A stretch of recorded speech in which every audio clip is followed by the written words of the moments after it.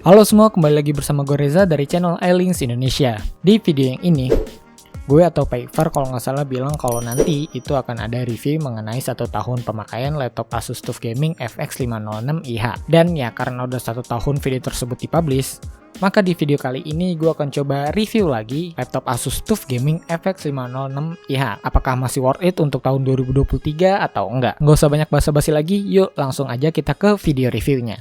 Pertama kita akan coba bahas dari hal yang sering banget bersentuhan dengan kulit, yaitu keyboard. Setelah 1 tahun pemakaian, keyboard dari laptop Asus TUF ini masih enak banget dipakai. Feel typingnya nyaman dan nggak ada delay sama sekali. Tapi bisa kalian lihat ada sekitar 7 tombol yang bacaannya ini kayak udah terkelupas gitu. Entah pemakaian gue yang jabrah atau gimana. Tapi kalau di laptop ROG-nya Pak Iqbal, keyboardnya itu masih bagus dan masih utuh. Semua fontnya kelihatan. Beda dengan Asus TUF yang fontnya itu udah pada ngelupas. Buat gue ini sih nggak ngeganggu, tapi memang untuk sebagian orang tampilan adalah hal yang penting. Oke, lanjut ke spesifikasi. Ini dia untuk detail spesifikasi laptop TUF yang gue pakai.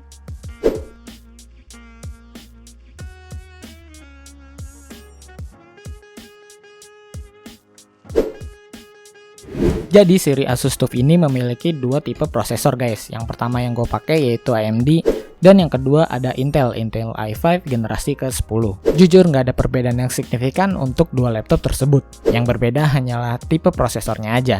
Tapi buat yang nanya bagusan Intel atau AMD, gue udah coba ngambil beberapa sampel data di website compare mengenai prosesor yaitu nanoreview.net. Oke, jadi ini dia perbandingan performa dari prosesor Intel i5 generasi ke-10 versus AMD Ryzen 5 4600 series.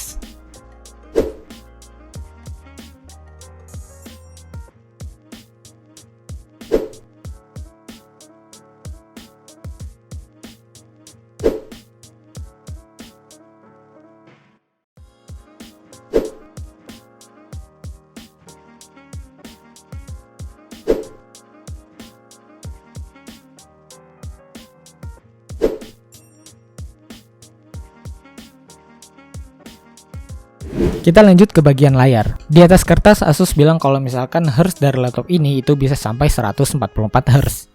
Tapi entah kenapa buat gue, hertz dari laptop Asus TUF AMD Ryzen ini kerasa dibatesin. Dan bener aja, pas gue cek, hertznya ini cuma mentok di 60-an Hz. Gue nggak tahu ini kenapa, tapi banyak yang bilang kalau misalkan AMD itu harus dipasangi RAM dual channel biar dapetin performa yang maksimal. Mungkin itu alasannya laptop gue ini masih 60 Hz. Oh iya, sebagai pengingat nih buat teman-teman aja kalau misalkan jangan main laptop pas lagi gluduk-gluduk. Kenapa? Jadi laptop gue ini layarnya pernah kesambar petir. Jadi ceritanya waktu itu siang hari memang lagi mendung dan gue posisinya lagi ngedit tipis-tipis. Tiba-tiba ada gluduk. Posisinya waktu itu gue lagi bersentuhan dengan keyboard dan gak lama setelah gluduk, tangan gue itu rasanya langsung kesetrum kenceng. Rasanya itu kayak lu lagi ngetik di keyboard terus tiba-tiba kayak ada yang meledak di keyboard lu kayak gitu. Ya gitu rasanya. Ya karena gue kaget ya gue kelempar dong. Tangan gue langsung gue lepas dari keyboard dan gak lama setelah itu layarnya langsung error. Layarnya tuh kayak kedap-kedip gitu cuy. Full layar kedap-kedip. Nah dari layar yang kedap-kedip tiba-tiba laptop gue layarnya cuma setengah hitam, setengahnya nyala. Nah nggak lama setelah itu layar laptop gue langsung mati. Laptopnya nyala tapi layarnya mati, nggak bisa diapa-apain. Dan abis kayak gitu ya gue langsung bawa ke service centernya buat dibenerin LCD-nya. Biaya benerin LCD laptop Asus TUF itu sekitar 3 jutaan guys. Oh ya, ada cerita unik juga mengenai perbaikan LCD-nya. Jadi waktu itu gue ke cover asuransi dari Tokopedia. Sekitar hampir full harga di cover sama asuransi tersebut. Jadi ya bagus lah kalau ada kejadian yang tak terduga kayak yang gue alami. Untuk detail dan cara gue klaim asuransinya mungkin bisa gue ceritakan di lain waktu di dalam satu video sendiri.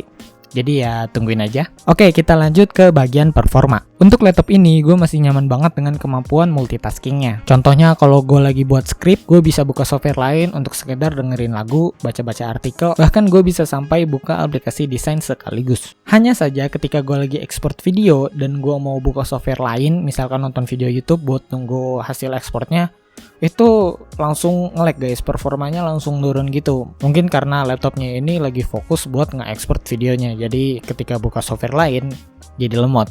Nah untuk performa ini gue nggak ceritain secara detail ya, karena di video ini gue cuma cerita setelah 1 tahun pemakaiannya aja, masih enak atau enggak. Untuk detail mengenai reviewnya sendiri kalian bisa langsung cek di video yang ini.